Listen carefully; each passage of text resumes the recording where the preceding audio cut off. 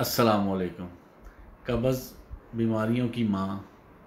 इसके इलाज के लिए सबसे पहले तो आपने अपनी आदत चेंज करनी है खाने पीने की। अपनी खुराक से मैदे का इस्तेमाल तर्क करें, यानी मैदे से बनी हुई अशिया, बिस्किट, नान, इसी कबील की डबल रोटी बंद वगैरह। और इसके बाद सुबह दलिए का नाश्ता लाजमी करें, गंदम के दलिए का या जौ के दलिए का। रात को सोने से पहले इस बगोल का 1 चम्मच पानी में डालकर या वैसे ही मुंह में डालकर ऊपर से पानी पी लें। दवाई के लिए आपने क्या करना है कि जब आपको कब्ज़ शदीद हो, 5 से 7 दाने मुरब्बा हरीड़ के आपने रात को सोने से पहले खा लेने हैं और ऊपर से नीम गर्म दूध का 1 गिलास पी लेना है। इंशाल्लाह कब्ज़ फौरी तौर पर आपकी ठीक हो जाएगी।